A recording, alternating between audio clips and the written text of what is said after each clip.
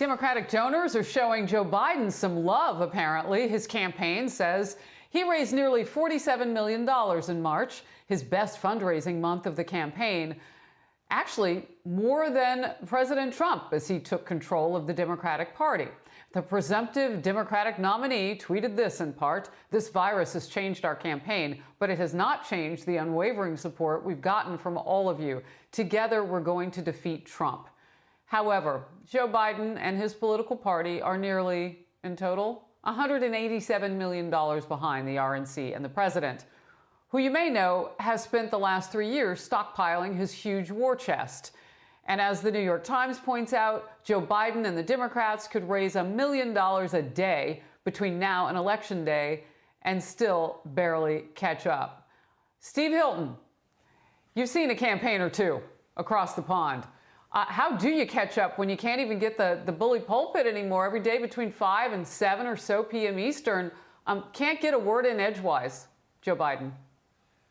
Yeah, and when he does try to get a word in edgewise, it kind of ends up being jumbled and incoherent and not exactly what you want to hear in the middle of such a serious situation. So I don't think even the performances that he does manage to put on are exactly reassuring. It seems to me there's a lot of complacency building on the Democrat side, that Joe Biden is just going to steam in there. President Trump's made such a mess of this crisis, he's just going to obviously be defeated. I think that is completely wrong. I think that actually elections tend to be more about the future than the past, and the arguments in November all line up in favor of President Trump, because everything he's been saying for so long on trade, on bringing manufacturing home, as we saw earlier on immigration, all these things actually, and on China, let's remember that big one, he's on the right side. President Trump is on the right side of those big arguments. Joe Biden, Mr. Establishment, Mr. Swamp, is on the wrong side of those arguments, and I think that's going to be decisive in the general election.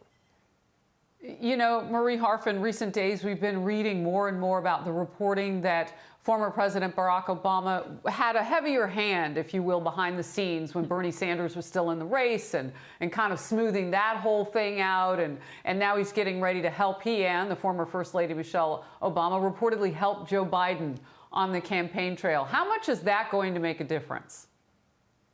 Well, I can guarantee you that Democrats are not complacent. I promise, Steve, that it may seem that way to him, but on the Democrats I talk to, it is anything but complacency. And for Joe Biden, he had a trifecta of really important endorsements in the last week. Barack Obama, as you mentioned, Harris, Bernie Sanders, who endorsed Biden much earlier than he endorsed Hillary in 2016, and Elizabeth Warren, who still has a lot of support in many parts of the party. So Democrats are behind overall in money, but if money won elections, Hillary Clinton would be president. We know it's not determinative. And the other important money numbers to look at, Harris, are in the House and Senate races. House candidates on the Democratic side are outraising their Republican opponents by leaps and bounds.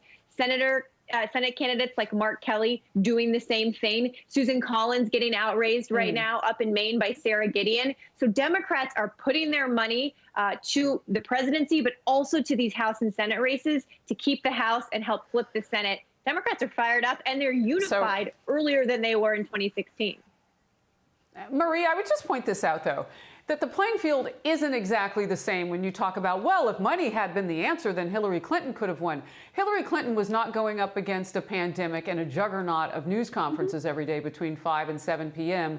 by a president whose numbers are pretty steady throughout this whole thing. We can talk about the pitches and the falls, but it's a pretty tight graph when you look at them pictorially, right? So the president's kind of holding steady throughout this. You're going to need some cash, some cold, hard cash to get on the airwaves, because as Steve has pointed out, even getting a word in edgewise is hard. It's hard to do online. It doesn't quite compare. Harris, it's interesting. I think you and I have had this conversation maybe last week on Outnumbered. You are right. The president has a bully pulpit like no one else is, standing behind that White House podium.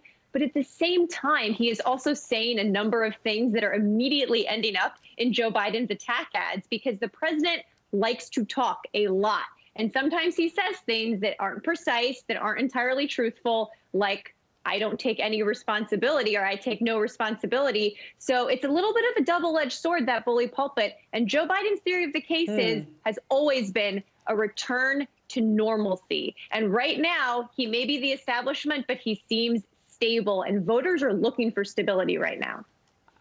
I got to tell you, when Steve says, you know, gosh, all the things that he is able to do at this point, Steve, I want to give you a quick last word, because the future is now. Every day, late in the afternoon, we get to hear more. And he's got more ink right now, as we say in journalism, than the former vice president.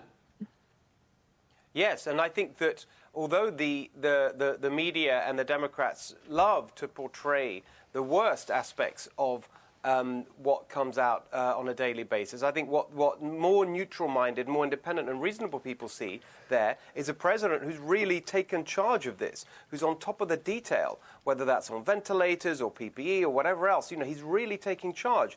And every day they're seeing that. And that's what you want to see in a crisis. And I think that as we see potentially light at the end of the tunnel on the medical crisis, as you see the real question turn to who's going to help rebuild this country after the economic and social disaster of the shutdowns, I think there's no contest in terms of who has more credibility with those crucial independent-minded voters about who's best to do that. And I think President Trump's got all the arguments on his side.